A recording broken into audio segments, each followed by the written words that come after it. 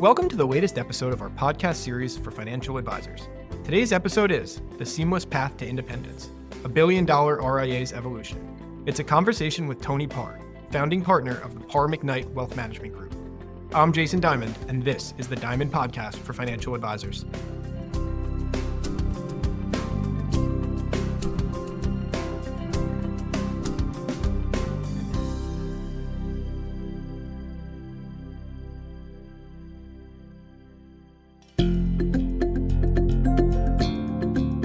At Diamond Consultants, our mission is to help advisors live their best business life. We want every elite advisor to find exactly the right place for their business and their clients to thrive, whether it's at a wirehouse, a regional, boutique, or independent firm. As the industry's leading recruiters and consultants, we've transitioned more than $250 billion in assets under management in the past decade, and each year, 25% of transitioning advisors who manage $1 billion or more are our clients. If you'd like to talk, please feel free to give us a call at 908-879-1002. Are you a financial advisor who's curious about whether you're in the best place to serve clients or if there might be a better way to optimize your business for the future? Should I Stay or Should I Go is a new book that serves as a self-guided journey, walking you through the key steps that Diamond Consultants takes with our advisor clients, whether considering change or not. Visit diamond-consultants.com/thebook to learn more. Most advisors associate independence with leaving the wirehouse world entirely, launching a firm, changing platforms, and building from scratch.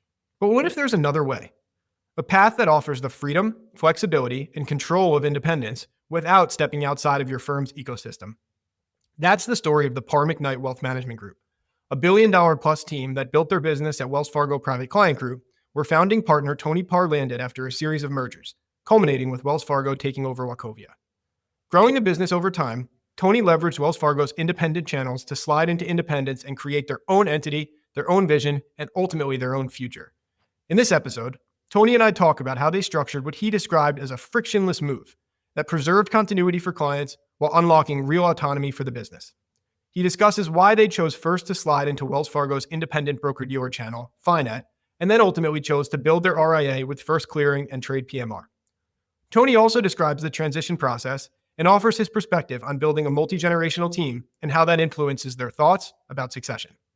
And Tony also shares their COWS philosophies: clients, owners, workers, and society, and how that simple framework continues to shape the way they grow, serve, and lead. Whether you're exploring independence, thinking long-term about succession, or just looking to hear how a high-performing team turned optionality into real enterprise value, this is a story worth hearing. Let's get to it.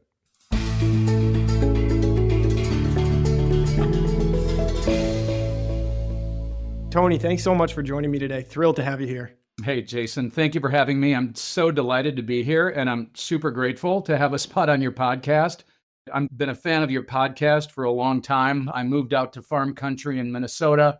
I've got a little extra commute time, and Diamond has a treasured place in my podcast library. I remember the Dave Mullen podcast from May 15th about what it takes to be $1 million producer. I posted that on our team's account. So super thrilled to be here, and I already feel a debt of gratitude to you guys. I love it. That might be one of the best intros we've ever had. You won't have to disclose how much money I paid you to say that. No, thank you.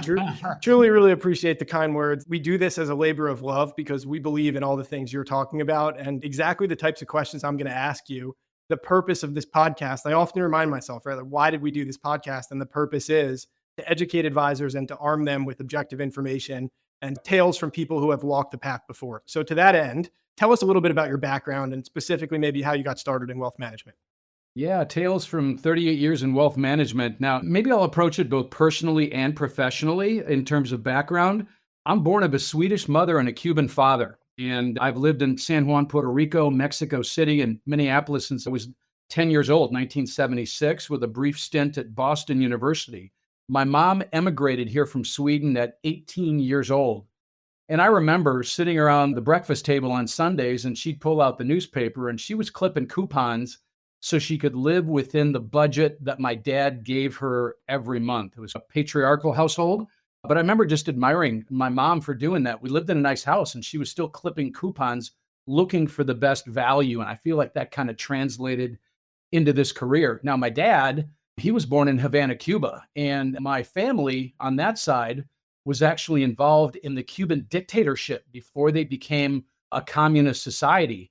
My grandfather was involved in the military. So when Castro came down from the mountains in January of 1959, my dad had to leave everything behind. And that was a 300-piece gun collection, a country club membership, a boat, couple sets of golf clubs, a nice house in Havana, a 1,000-acre farm in the country. And he showed up in Florida with nothing. So just to have it all and then lose it all, I feel like that translated to this business too, because we've got this philosophy of preserve and protect and conservatively grow our clients' assets. I never want a client to have to experience the thrill of building a pile of wealth and then the discouragement of having a major setback like that. So that's a little bit of the personal background. Professionally, I'd have to go in the Wayback Machine to 8th grade. I was one of 2 kids selected to have an internship at Smith Barney, an old firm that was eventually merged into Morgan Stanley. And what I noticed there, Jason, was that the guys wore nice suits. They drove nice cars. It was warm in the winter, cool in the summer. There was no heavy lifting. They didn't get any dirt underneath their fingernails, and they seemed to get paid for talking on the phone all day. So that was 8th grade, and that planted a seed. My later exposure came after my mom was diagnosed with MS. I had this crazy summer job working at a grocery store warehouse on the graveyard shift, and I had a quota. It was a grind. I did 3 summers there, but it was interesting. I learned a lot there. I learned about resilience. It was like I slept all day. I got up, I putzed around for a couple hours. Then I showed up at the warehouse at 9 p.m. and I had a quota. I had 1,200 boxes to throw. I learned resilience. I learned that I had to pull an all-nighter every night. I learned about planning and detail. You had to plan your order. You couldn't put the toilet paper on the bottom and the jugs of vinegar on the top. You'd have a spill in aisle 4.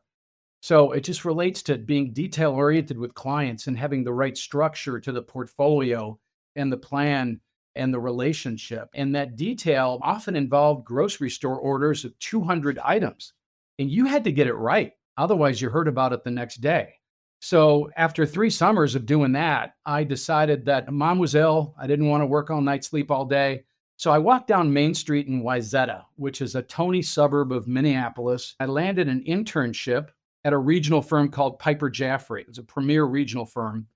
And I worked in the mailroom. I matched up trade orders with confirmations. Jason, I basically did anything that other people didn't want to do. And when I graduated from college, I went back to my friends at Piper and I got enrolled in the account executive training program. Now, account executive sounded like a glorified name, but I basically became a stockbroker, calling people on the phone with the hot idea of the day. You always had a growth idea, a tax saving idea, or a high income idea.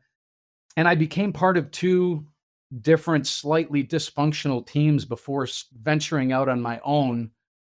And then the quality of life went down. I had success in the business, but my quality of life went down. And I learned leverage by hiring interns.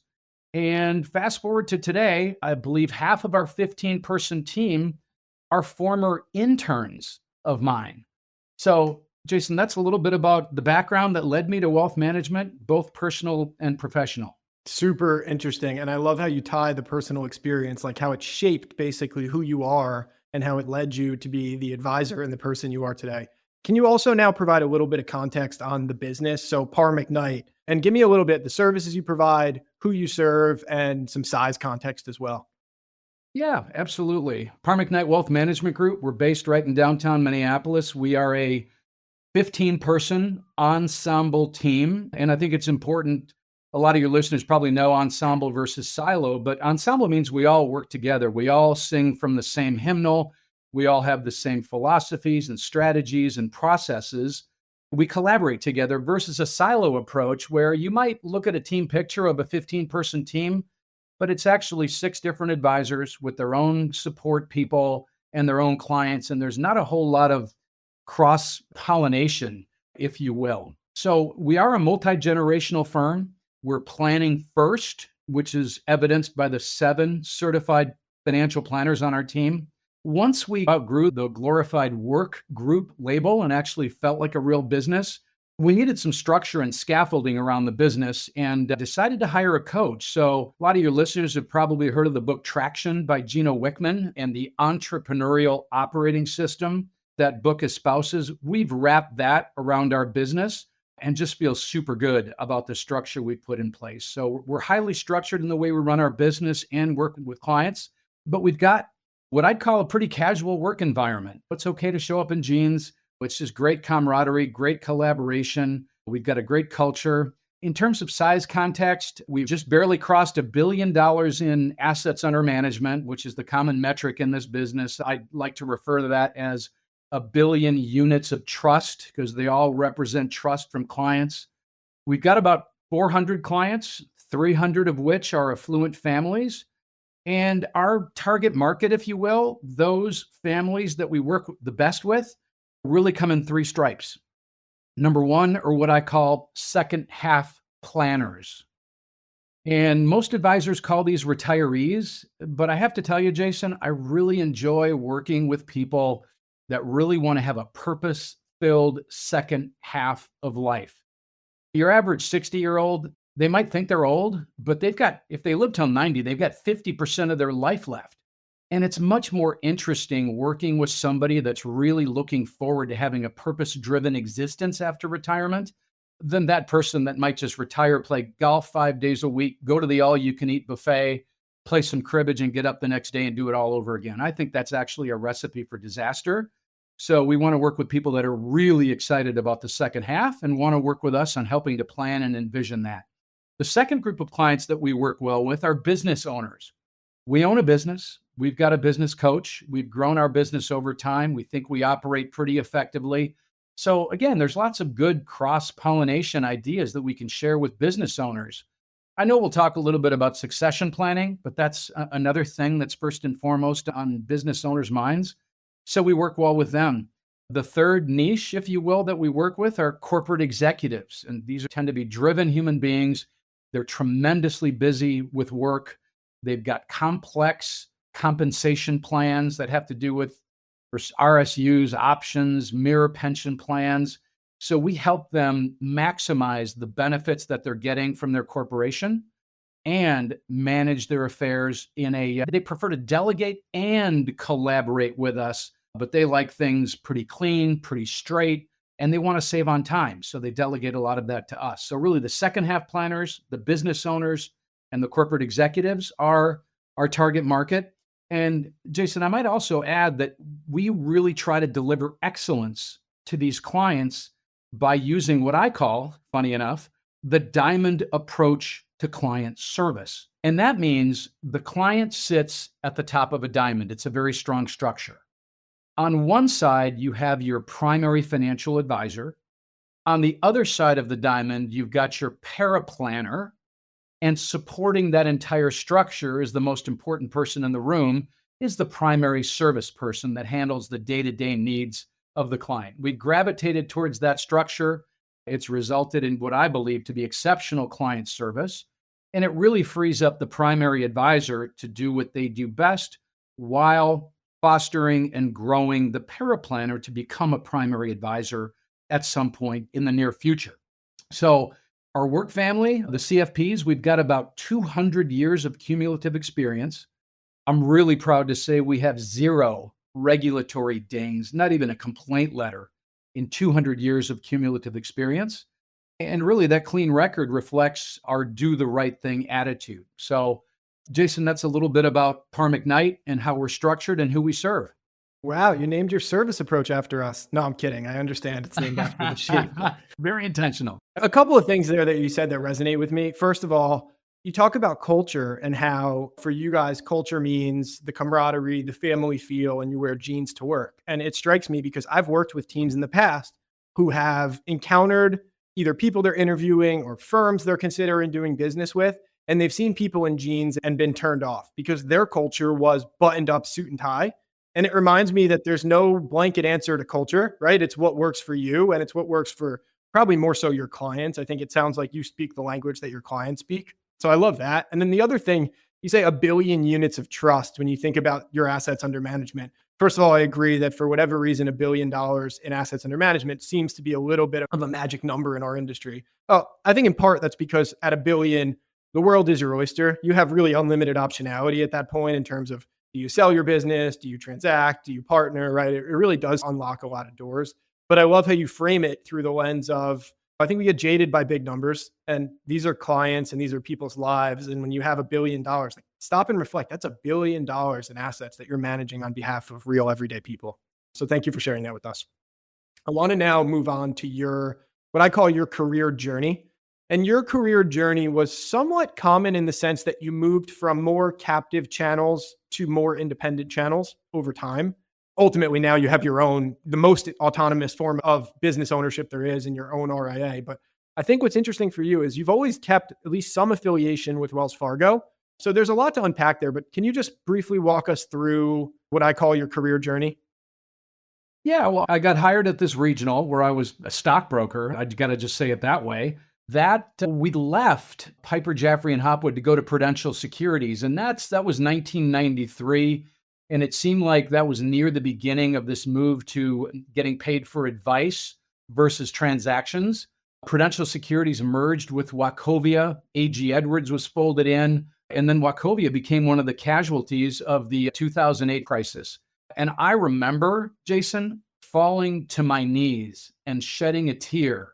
Wachovia had fallen from roughly $50 a share to 50 cents a share. And then Wells Fargo came in, and they were the white knight in the industry at that point. They came in and took over Wachovia, and we became part of the Wells Fargo private client group. And I worked in a big building in downtown Minneapolis. I was a big branch manager, I don't know, probably 50 or 75 advisors down there. And Wells Fargo, bless their hearts, they've got just a wonderful channel-to-channel operation where you can move and achieve greater independence as you establish your business and as you nurture your entrepreneurial spirit. So within the branch, we were allowed or approved to go to something called profit formula. And that's basically where you stay in the branch, but you absorb your pro rata share of the branch expenses, your support team, the square footage, even a proportional share of the square footage in the lobby, the bathroom, and the hallway. But it gave us a little bit of experience managing a P&L and being responsible for more of our capital allocation decisions. So after we did profit formula, then we were allowed to navigate to FINET, which is the supported independence channel of Wells Fargo. And I remember walking out the door on a Friday afternoon and showing up. We're about 4 blocks away in our new building, Parr McKnight Wealth Management Group. We had a stacked stone wall. We had our own signage, and I got emotional. And I just thought for that moment, this is ours. Now, it's not entirely independence. I said supported independence. And the two things that we still worked with Wells Fargo on, they still were our compliance overlords, and we were still beholden to their technology stack. So it was good. I mean, we kept growing the business. We kept delighting clients to the best of our ability. But then as our multi-generational team was taking shape and the younger people started having more of a voice, we became aware that there was a lot more to this fintech revolution. And how could we remove the friction from our business by employing the latest technology? How could we maybe liberate ourselves from these corporate compliance departments that, Jason, they're hamstrung to a certain extent because they have to cater to the lowest common denominator of advisor. And I can tell you, 200 years, no compliance dings, not a complaint letter. They still paint everybody with the same paranoid brushstroke, and they live in an atmosphere where they live in fear of being sued. And we're a little creative, we're a little edgy, we push the envelope in an ethical way, and we just got rubbed the wrong way. I mean, just to give you an example, I wanted to put out an email to clients that just advertise short-term treasury bill rates, which were then in excess of 4%, they still are, versus the bank deposit sweep, which was paying a rounding error from 0. It took me 90 days to get approval. It just became frustrating, and because of the energy and enthusiasm of the young people on the team, I think we accelerated our move to independence. And just kudos to Wells Fargo. Every Monday afternoon, after we announced that we wanted to become a registered investment advisor and made our commitment, to stay within the Wells Fargo ecosystem, at least for custody of the assets. Every Monday afternoon, we had a Zoom call, and it was the new entity, First Clearing and Trade PMR, and the old entity, Wells Fargo, working together to remove obstacles, to help us with problems, to help sort through the issues. It was just an easy, low friction way to become fully independent. And first and foremost, throughout all of those processes, we thought of our clients, right? If you sneak out the door on a Friday afternoon and you go from the private client group to go set up your own RIA, you had to sneak around in the middle of the night and get your site set up, buy your technology, put in your systems. Your firm couldn't know about that. And then you sneak out and your accounts are distributed to everybody, all your former friends. And then you've got to call clients and say, hey, I made a change. Expect a blizzard of paperwork, and you have to repaper everything from custodial accounts to 529 accounts to retirement accounts, trust accounts. It was a nightmare. When we moved, we had clients that had to sign 2 pieces of paper, and we did it DocuSign. It was an investment manage agreement and a consent form to change custodians within Wells Fargo. So it was little by little. There was no big bang, no big disruption. And I just feel everything happened in its due time. So glory to my team who helped with all this. Everybody wore multiple hats. But Jason, that's a little bit about the journey from stockbroker to fully independent.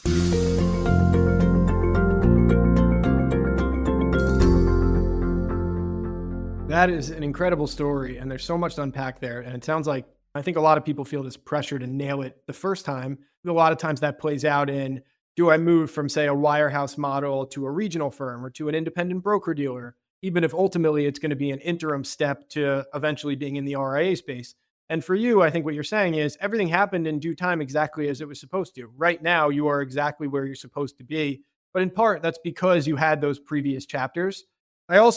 Your credit to Wells Fargo, I have the same thought as you. First of all, this channel affiliation choice is a big deal. The fact that a firm allows advisors to genuinely choose and move freely among their various affiliation channels, meaning in the case of Wells Fargo, a W-2 channel, they also have a bank channel, an independent broker dealer in Finet, and then ultimately this RIA custody channel.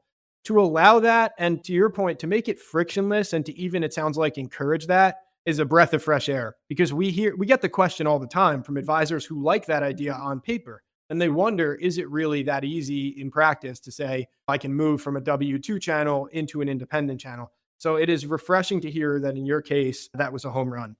I thought maybe when we announced that we wanted to leave, they'd brand us with a scarlet letter and treat us like the redheaded stepchild. But our branch manager, Chris Murphy, was honestly just really interested in what was best for us and best for our compliance. And actually, Jason, I think they were a little tired of me because I was an agitator for advancing their technology along the way. And I love the people there, and they're hindered by a little bit of their bureaucracy. But it was always, well, that's a great idea. We're looking at it, or we're thinking about it. And that's corporate speak for we're really not doing much. And you have to have some empathy for these big firms, because what they're doing is they're taking these enormous legacy technology systems and then really trying to lay new systems on top of that. So it becomes like this patchwork that just didn't really work as well for us. So we feel great. We removed the friction and just really elevated the client experience. Again, kudos to Wells Fargo for allowing that. It blew me away that they would volunteer every step along the way to compress their profit margins. And now we pay for custody. We get great service from Trade PMR, and we're just in a really good spot. So yeah, I guess the thinking is it's better than the alternative. If the alternative is your assets would ultimately move to, say, Schwab or Fidelity, right? If your team is set on launching an RIA, then one way to look at it for Wells is these guys are going to launch an RIA. We'd rather them do that quasi-internally than do that with Schwab. The other thing I want to ask, though, is to play devil's advocate. I agree with you. The benefit of the internal slide is it protects the flank. It's relatively frictionless. It is definitely the easiest way to move into more independent models. But the downside is typically it doesn't really allow you to take a transition deal, because when you move the business externally, firms are willing to pay, as we know, 300, 400%, or even 100% in the independent space. So how did you reconcile never really monetizing the book, right? You knew you could have gotten these big transition checks and you chose not to take them. That's a great question. I like the way you put it, monetize the book. When I was 5 years into the business, I had very few clients, very little revenue. So the transition check wasn't very big. And I took my family to Disney World. I bought a couple of early stage medical tech device stocks that didn't work out. And then when it came time to repay the loan, pay the interest and taxes, it was painful. And even if advisors do smart things with the money, I think over time you end up with around 50 cents on the dollar between the interest you pay on the note and the taxes that you have to pay as that becomes ordinary income to you and the note is forgiven. Honestly, Jason, I was always a little bit resentful, I guess, is maybe too strong a word, but I was resentful that firms paid these because that goes back to the capital allocation decision. We want an easier compliance department to work with. We want better technology to elevate our client experience. And you just paid the Merrill guy 400% at T12 to come over. We could have spent that money a little bit better.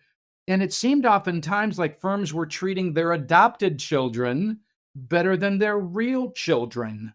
So taking a deal, I think it just goes back to there's no such thing as easy money.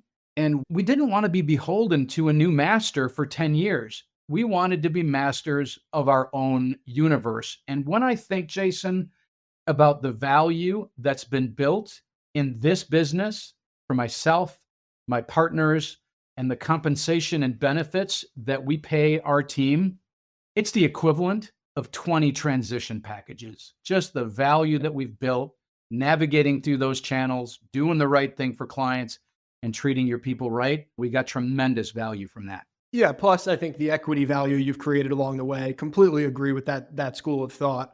I will say, in fairness to these firms paying transition deals, I've heard the argument before of along the lines of what you're saying, which is the firm is saying, crying poor on the one hand, like we don't have the resources to reinvest in the platform, or we're cost cutting, or there's margin pressure. But on the other hand, they're writing massive recruiting packages.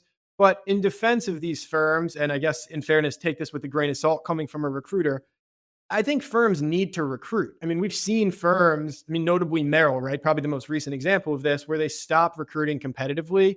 And the impact on morale and the impact on existing advisors can't be overstated. And it oftentimes leads them to turn the spigot back on into competitive recruiting. So just a quick aside there. Hear you and I agree. I mean, you can recruit a great advisor, bring him into your office, and it lights up the whole environment and raises the bar for everybody. So absolutely, you need to recruit for your team. Professional sports teams do it. Firms should do it. It just wasn't right for us. Totally fair. I respect that point of view immensely, and I thank you for sharing it with us. I want to ask, though, specifics, because I think people talk about independence sometimes in almost like a nebulous or like a hazy way, where they're like, well, you can do so much more. You're so much more free. But what are you actually more free to do in your day-to-day? So give me some things that you can do now that you couldn't do in your previous channels of affiliation. Yeah, I would. Maybe I'll answer that in 3 different categories. Let's talk about technology. Let's talk about client communications, and let's talk about operations and compliance, maybe in one blob. When you go independent, you get 100% payout, or at least that's the payout we're on right now. Now, we are not making any more margin or putting any additional dollars in our pocket. We unleashed a budget of about $300,000 on new technology to operate the firm and to elevate our client experience. So I don't know if you mentioned specific names on the pod, but we installed Orion, which will eventually allow us to go multi-custodial. And we'll pick up another partner like a Fidelity or a Schwab. It's just the beast of a software package that can do incredible things. And we're just scratching the surface, and we're in amazement at what that can do for our business and reporting to clients. Another aspect of Orion is the reporting results to clients. The performance reports are customizable. It's incredible what we can show clients. Trading, discretionary trading for client portfolios is a breeze using Orion. And one of the things that used to drive clients nuts is if they had, let's say, a $4 million rollover, and we wanted to have a strategy that invests in small and mid caps, and maybe a rising dividend strategy, and then maybe a laddered fixed income strategy, and maybe an aggressive strategy. We'd have to open up 5 different accounts for that one rollover in the same registration. In other words, it's an IRA, but we had to open up 5 IRAs. Orion allows us to sleeve those portfolios, have one account, and it's just more simple that way. I guess the better example is in like a revocable trust where you'd only have one tax reporting document for that account. But if they go to their Orion portal, they can see how each of those strategies is performing separately. So Orion's been amazing. We're a true contact management system, Wealthbox. We can customize workflows to deliver greatness to our clients and to remove the friction internally. It's got incredible reports that put out our KPIs with the push of a button. And so many times these contact management systems at these big firms, they're not contact management systems, they're surveillance systems. So we finally feel like we've got a true contact management system. Right now, we're working with Jump AI. We're just doing a pilot. We're going to pick it up. It's an amazing artificial intelligence inspired note taker that creates a summary of the meeting, a follow-up email, and automatically feeds the tasking into our contact management system. Tremendous time saver. One more on the technology front, FP Alpha. We're using AI now to scan clients' tax returns, their estate planning documents, and their insurance documents to get a distilled view of what's going on in those documents, advise the clients on strategies, and make it simple. So just a tremendous time saver there.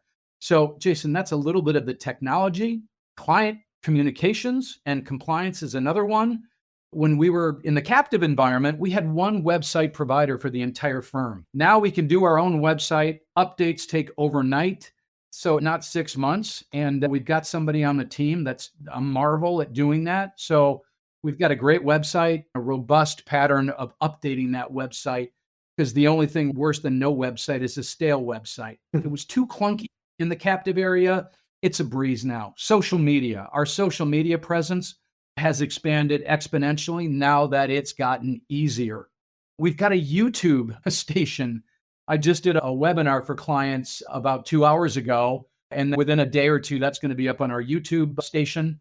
We did a webinar on crypto. It had, between attendance and views on YouTube, 200 people. So we're getting that exposure and leverage that we couldn't get being captives. Levitate, we're using Levitate for client engagement to manage our campaigns.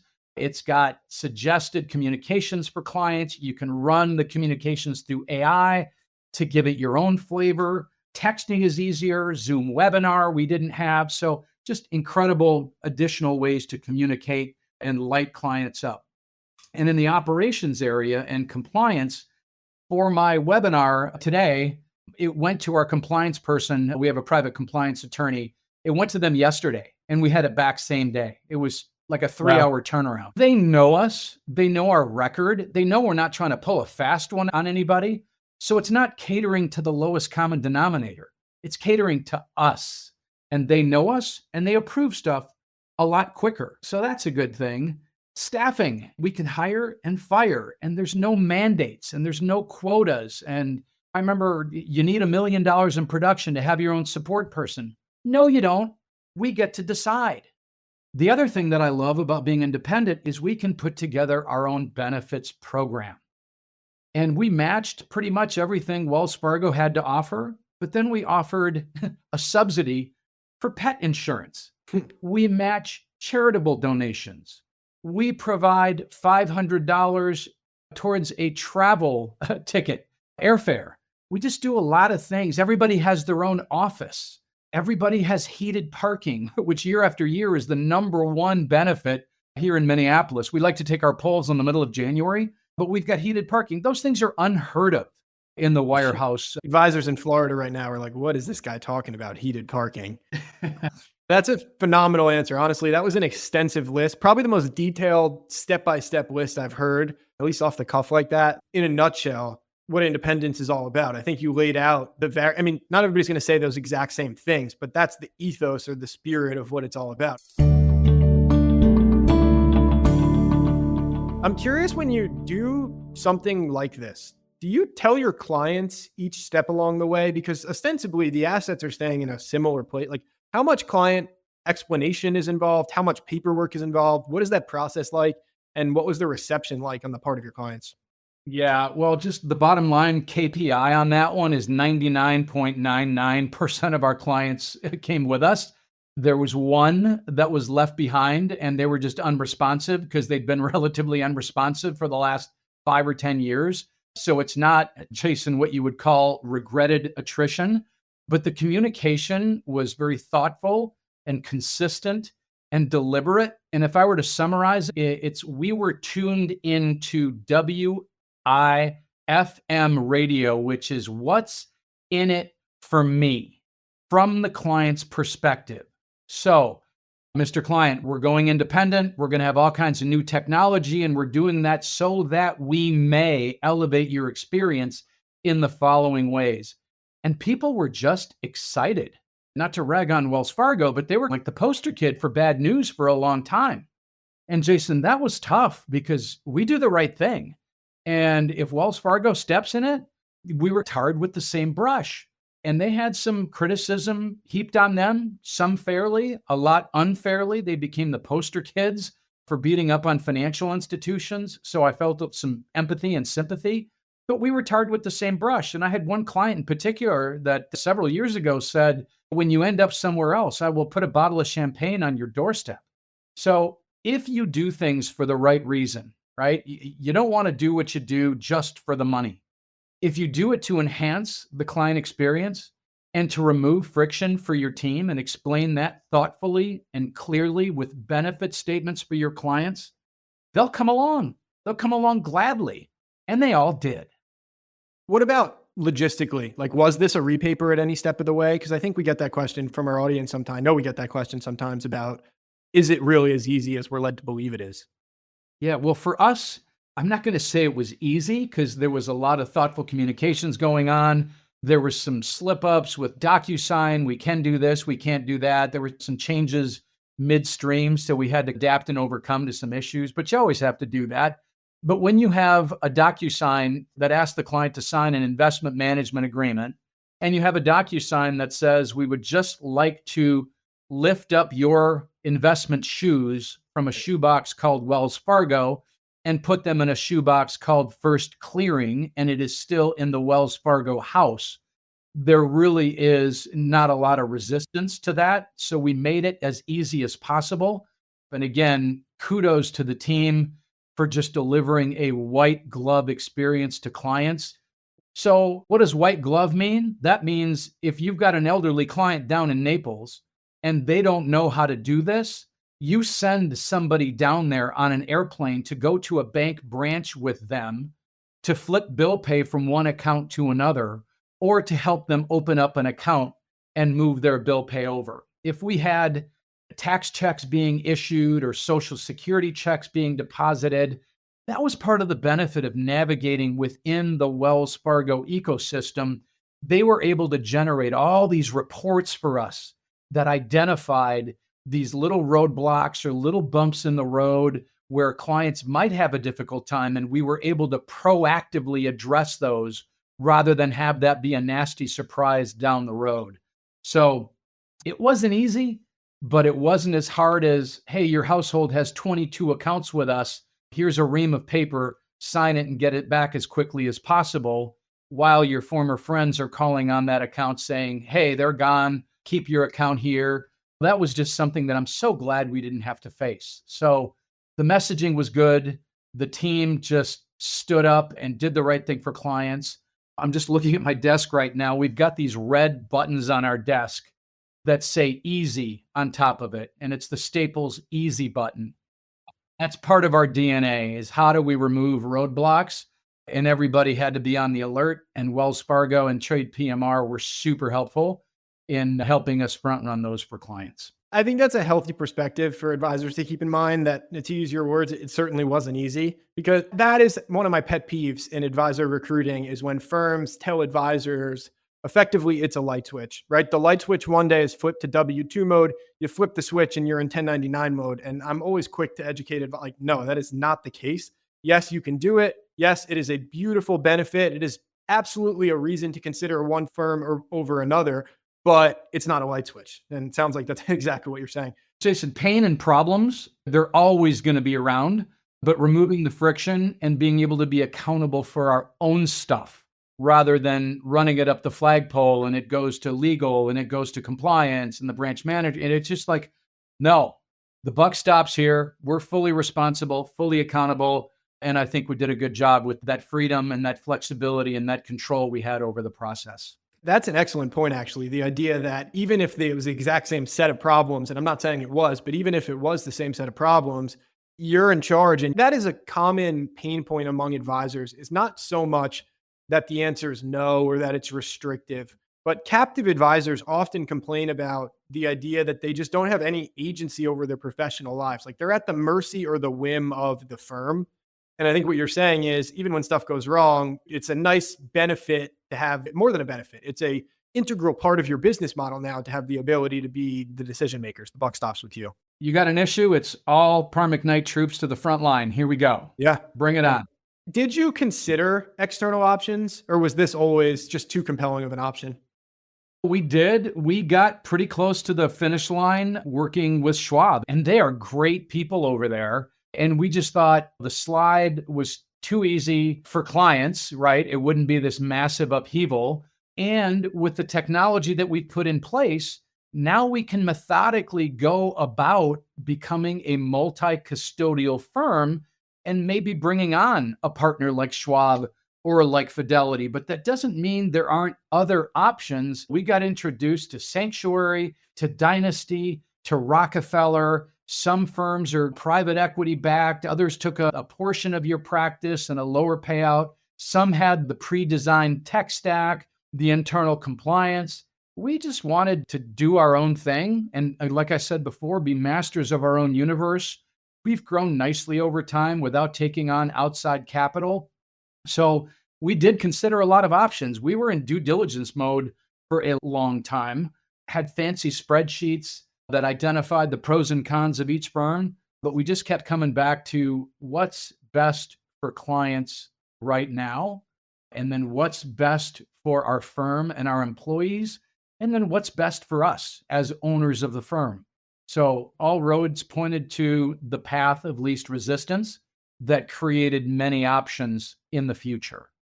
That's excellent. And I love that it starts with clients as exactly as it should, because I think a lot of times that's the one thing we remind advisors more than anything is that without your clients, none of this works. So the story has to resonate.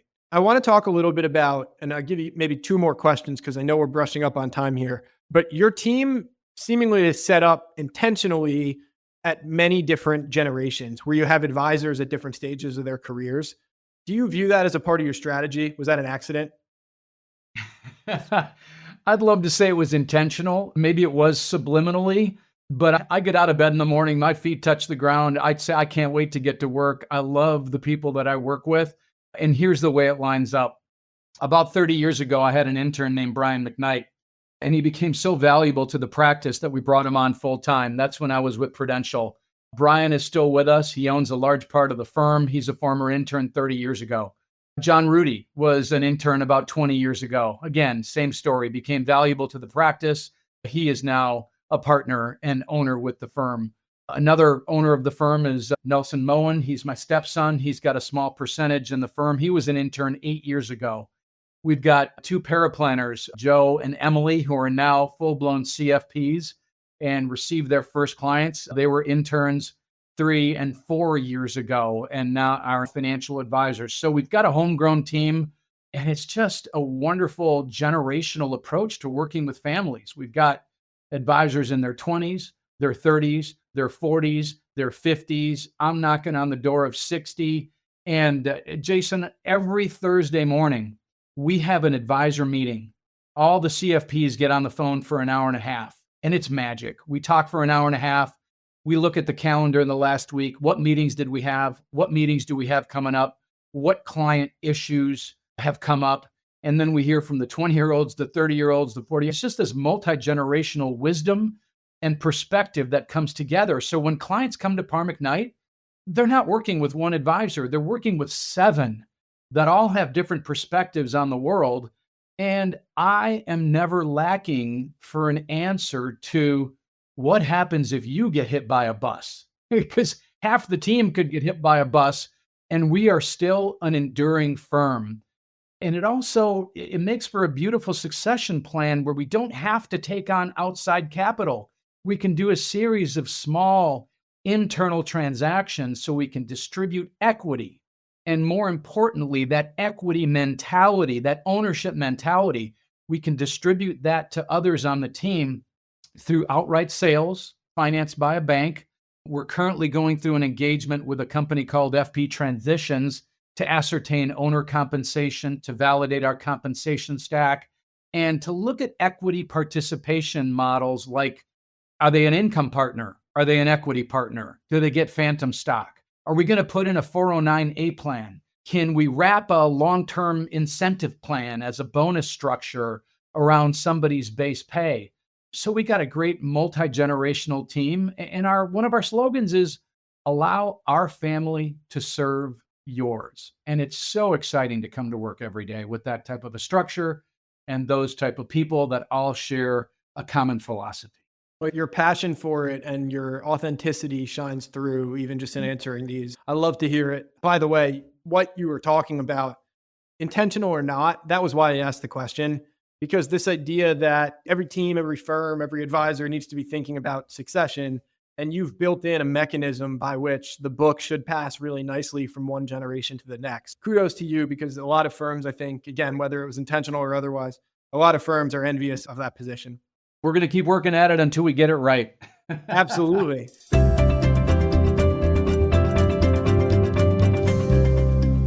My last question for you, and please, I hope you'll give me an answer, not just growing in assets, but what does Parr McKnight look like in, let's say, 5 years? Like the next chapter, obviously everybody wants growth. It'd be great to get to 2 billion, 5 billion, 10 billion. But beyond that, tell me what excites you.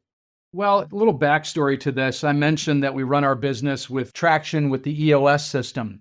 And part of that system is coming up with a 10-year vision for starters. Number two, then you want to figure out where you're at in 3 to 5 years if you're on track for that 10-year vision. And once you have that 3 to 5 year picture, then and only then do you back it into a 1-year plan. And from that 1-year plan, you look at rocks or quarterly projects that each person on the team is empowered to do and held accountable to do that propel the firm towards that 10-year vision. And as we were working with our coach on our 10-year vision, he said, "What's your number?" And I didn't want to cough up a number because I was asking myself, why are we here? Are we here to hoover in client assets to come up with a big number? If we propose a big number to our team, we've got $1 billion, maybe we want to be a $5 billion team in 10 years. How is that motivational to the employees? Sure, it's really exciting to be part of a growing enterprise, but $5 billion, oh, well, do the owners get to buy their private airplane, their third home, take more expensive vacations? That's not motivating.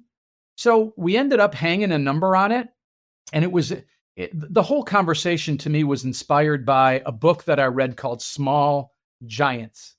And it was really about companies. It was a number of case studies about companies that intentionally chose to stay small, to stay close to their clients, close to their employees, and close to the communities that they work in. And that was inspiring to me. So we hung a number on it. We'd love to be a $5 billion firm because that means that we're doing a great job for clients.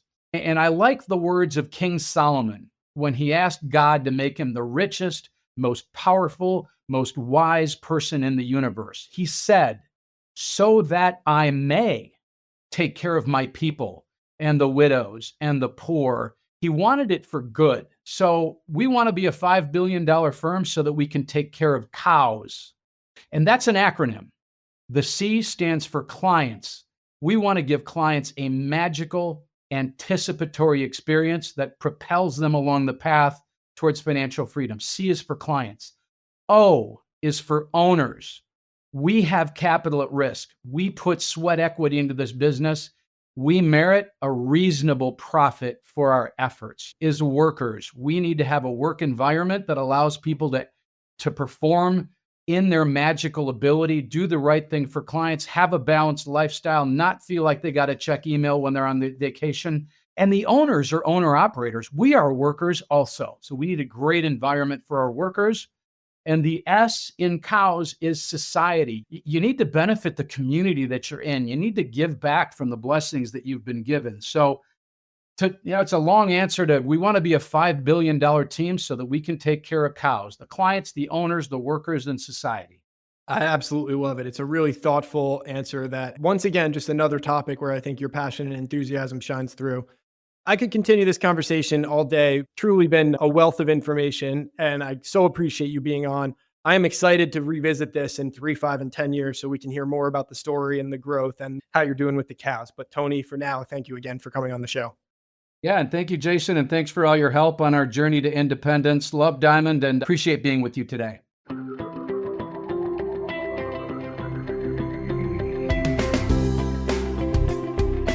As a financial advisor, you hold yourself to the highest standards of integrity, honesty, and credibility. You are successful because you take your professional responsibility seriously and are dedicated to your clients. But are you living your best business life? Are your goals aligned with your firm's, or could a better option exist? Should I Stay or Should I Go is a book written with you in mind.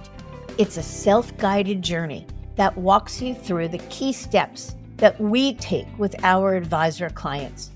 This strategic thought process and roadmap to professional self-discovery is designed to help you ask the right questions and think critically and objectively, whether you're considering change or not. Learn how to get your copy at diamond-consultants.com/thebook.